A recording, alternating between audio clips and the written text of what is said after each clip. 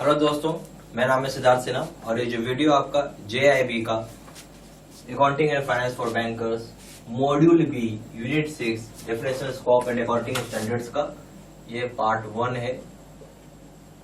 और अगर आप प्रॉपर आप JIB का वीडियो कोर्स करना चाहते हैं, ऊपर मेरा फोन नंबर भी दिया हुआ है, फोन भी कर सकते हैं या इसी वीडियो के डिस्क्रिप्शन बॉक्स में डिटेल्स भी डाल दिया है। ठीक है, चलिए स्टार्ट करते हैं इसको।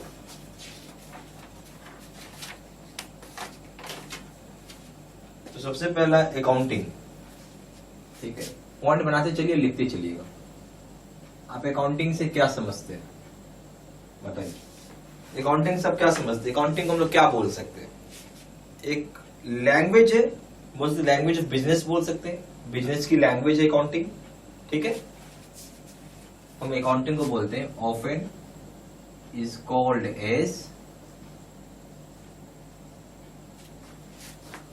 Is called language of business. लिखिए, लैंग्वेज ऑफ बिजनेस हम लोग बोलते हैं इसको। बिजनेस की ये भाषा है अकाउंटिंग, है ना। क्या है? बिजनेस की भाषा को ही अकाउंटिंग बोलते हैं, लैंग्वेज ऑफ बिजनेस है। होता क्या है अकाउंटिंग में? अकाउंटिंग में एक आर्ट है या कला है जिसकी हेल्प से हम रिकॉर्डिंग करते हैं, क्लासिफाई करते हैं किस तरह का ट्रांजेक्शन है, समराइजिंग करते हैं इन टर्म्स ऑफ मनी, और उससे हम लोग रिजल्ट निकालने का कोशिश करते हैं। फिर से सुनिए, अकाउंटिंग एक तरीके का आर्ट होता है जहां हम रिकॉर्डिंग करते हैं, क्लासिफाई करते हैं, समराइज करते हैं पैसे को, और उसके साथ हम लोग रिजल्ट्स को इंटरप्रेट करते हैं, रिजल्ट्स को निकालने का कोशिश करते हैं। ठीक है, ये हो गया दूसरा पॉइंट। आप लिख सकते हैं accounting is the art of recording, classifying,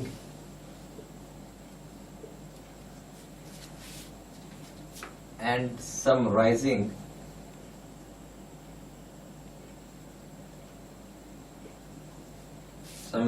in terms of money,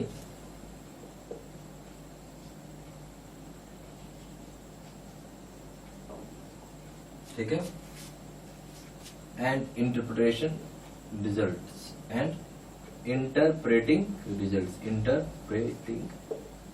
results। हम यहां बोलते हैं क्या है? आर्ट ऑफ रिकॉर्डिंग हो गया, क्लासिफाइंग हो गया, समराइजिंग हो गया, ठीक है, इन टर्म्स ऑफ मनी के संबंध में, और रिजल्ट्स को इंटरप्रेट करते हैं। फिर है बुक कीपिंग और अकाउंटिंग। ये दो तरह के डिफरेंट अकाउंटिंग होती हैं। ठीक है, हम लोग क्या बोलते हैं कि यहां पे आप जो अकाउंटिंग करते हैं, समझिएगा बात, अकाउंटिंग करते हैं तो उसमें एक मतलब ही हो गया बुक कीपिंग कर रहे हैं। अकाउंटिंग के अंदर इंक्लूड होता है बुक कीपिंग। ठीक है, पर अकाउंटिंग इंक्लूड्स बुक कीपिंग।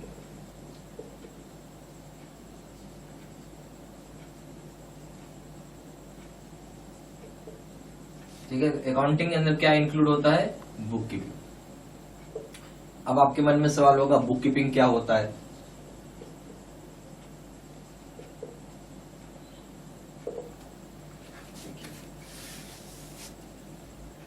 तो बुक कीपिंग जो होता है, यहां पे जो भी ट्रांजेक्शन्स हो रहा है आपका, उसको रिकॉर्ड करता है। जो भी ट्रांजेक्शन्स होता है बुक का, उसको जो भी ट्रांजेक्शन कर रहे हैं आप, बाई कर रहे हो, सेल कर रहे हो, कुछ भी कर रहे हो, पैसा निकाल रहे हो, पैसा जमा कर रहे हो, तो उसको रिकॉर्ड करता है, उस तरह के बिजनेस ट्रांजेक्शन्स को।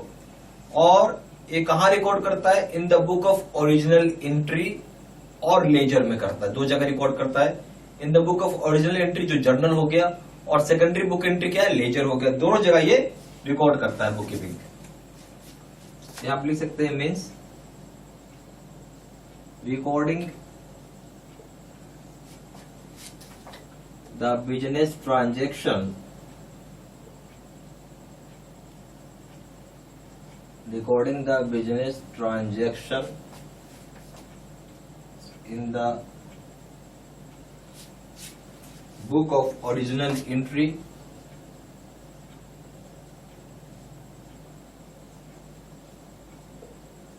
and journal and in ledger। And in the ledger. यहाँ पे क्या कर रहे, रिकॉर्ड कर रहे हो क्या, बिजनेस ट्रांजेक्शन्स को, कहाँ पे, बुक ऑफ ओरिजिनल एंट्री में और लेजर में आप कर रहे हैं रिकॉर्डिंग। हम अकाउंटिंग को ये भी तो बोल सकते हैं कि अकाउंटिंग एक तरीका है जहां पे हम अकाउंट को कंपाइल करते हैं। अकाउंटिंग क्या है, अकाउंटिंग का तरीका है जब आप अकाउंट्स को कंपाइल करते हैं और इस तरीके से कंपाइल करते हैं कि आप इस पोजीशन में होते हैं और आप बता सकते हैं कि क्या state of affairs of business है। तो अकाउंटिंग का मतलब यहाँ पे ये है कि आप कंपाइल कर रहे हैं अकाउंट्स को, क्या कर रहे हैं, अकाउंटिंग की मदद से आप कंपाइल कर रहे हैं अकाउंट को, और इस तरीके से इतनी अच्छी तरीके से कंपाइलेशन हो जाता है कि आप बता सकते हैं इस पोजीशन पे, क्या बता सकते हैं कि state of affairs of business क्या है। ठीक है,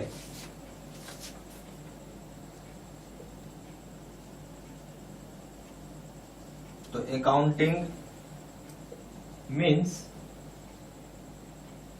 the compilation of accounts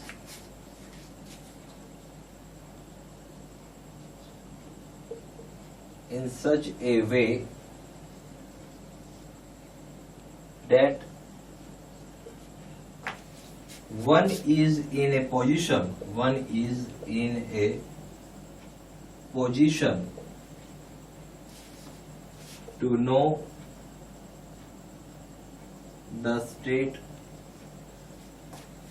of affairs of business, to know the state of affairs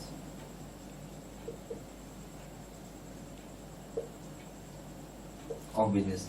तो मैं आप बोल सकते हैं यहाँ पे आप क्या कर रहे हो, अकाउंट को कंपाइल कर रहे हो और इस तरीके से कर रहे हो कि आप इस पोजीशन पे हो कि बता सको कि state of affairs of business क्या है। हम यहाँ ये बोल सकते हैं अकाउंटिंग का एक तरीका है जहां आप अकाउंट को कंपाइल करते हो और इस तरीके से कंपाइल करते हो जहां आप इस पोजीशन पे हैं, क्या बता सकते हैं कि state of affairs of business क्या होगा। ठीक है, तो सारा पॉइंट्स प्लीज लिखते चलिए।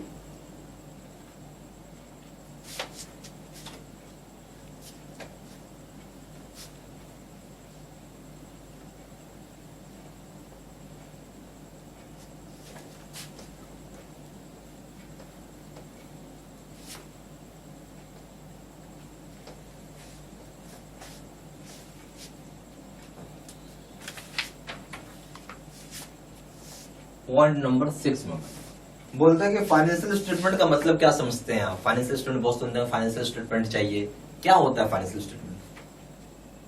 फाइनेंशियल स्टेटमेंट का मतलब यहाँ पे balance sheet, profit and loss account, statement of changes in financial position, fund flow statement, cash flow statement, explanatory statement, notes, schedules जो कि फॉर्म करते हैं पार्ट ऑफ फाइनेंशियल स्टेटमेंट का। फिर से सुनिए, तो फाइनेंशियल स्टेटमेंट का मतलब हो गया कि उसके अंदर बैलेंस शीट आ गया, प्रॉफिट लॉस अकाउंट आ गया, statement of changes in financial position आ गया, फंड फ्लो स्टेटमेंट आ गया, कैश फ्लो स्टेटमेंट आ गया, एक्सप्लेनेटरी स्टेटमेंट आ गया, नोट्स और शेड्यूल्स आ गया जो कि फॉर्म करता पार्ट ऑफ फाइनेंशियल स्टेटमेंट का। ठीक है, क्लियर लिख लीजिए। Financial statement means balance sheet, profit and loss account, balance sheets, profit and loss accounts। ठीक है, फिर हो जाएगा statement of changes in financial position,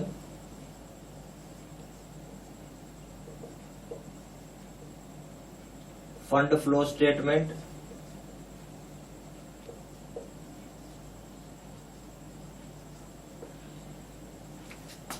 cash flow statement,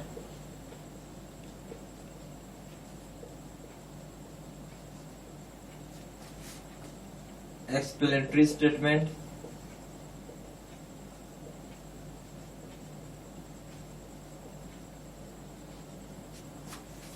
notes and schedule,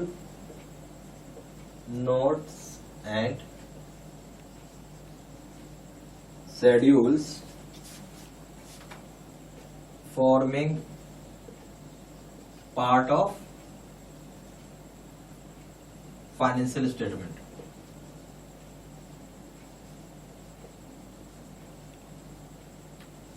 सोचिए इसमें क्या क्या आ गया फाइनेंशियल स्टेटमेंट में। इसका मतलब हो गया बैलेंस शीट हो गया, प्रॉफिट एंड लॉस अकाउंट हो गया, स्टेटमेंट आ गया changes in financial position, fund flow statement, cash flow statement, explanatory statement, notes और शेड्यूल्स जो कि फॉर्म करते हैं पार्ट ऑफ फाइनेंशियल स्टेटमेंट। सारे के सारे इसके पार्ट है। ऑब्जेक्टिव क्या होता है, फाइनेंशियल स्टेटमेंट क्यों चाहिए आखिर आपको? फाइनेंशियल स्टेटमेंट इसलिए चाहिए ताकि आपको इंफॉर्मेशन प्रोवाइड किया जा सके फाइनेंशियल पोजीशन के बारे में, कैसी परफॉर्मेंस है कंपनी का या एंटरप्राइज का, क्या क्या चेंजेस आ रही फाइनेंशियल पोजीशन में एंटरप्राइज का। तो दो बातें फिर से सुन लीजिए इसके बारे में। तो अगर कोई बोलता है फाइनेंशियल स्टेटमेंट का मतलब क्या है, उसका ऑब्जेक्टिव क्या है, तो इसका सबसे बड़ा ऑब्जेक्टिव आपको इंफॉर्मेशन देना कि फाइनेंशियल पोजीशन क्या है एंटरप्राइज का, कैसा काम कर रहे हैं, क्या परफॉर्मेंस कर रहा है, और फाइनेंशियल पोजीशन किस तरीके से चेंज कर रहा है एंटरप्राइज का। इसको आप लिख लीजिए कि ऑब्जेक्टिव्स ऑफ फाइनेंशियल स्टेटमेंट का।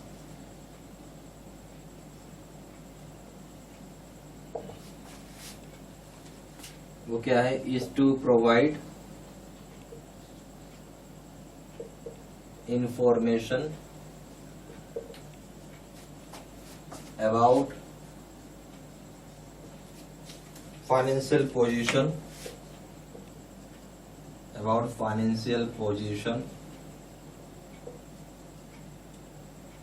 performance,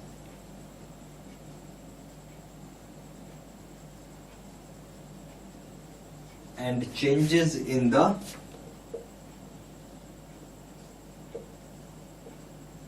financial position of an enterprise।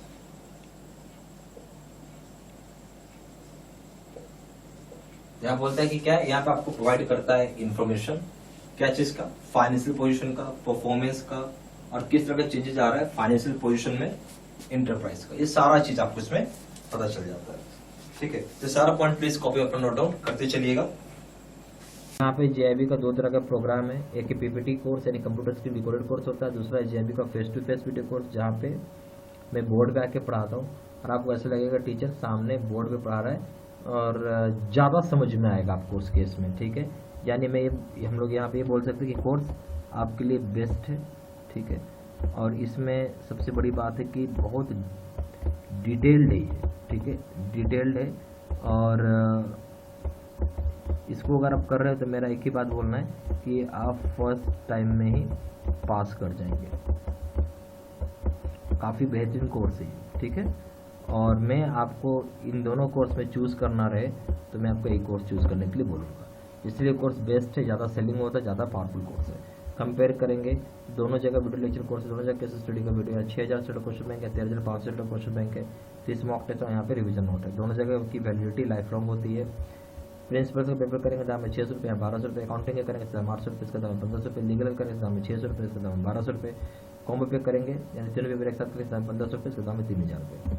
जहाँ जानकारी के लिए फोन कर सकते हैं। फोन नंबर हो जाएगा 4 times 9685127, दूसरा नंबर है 7827546946।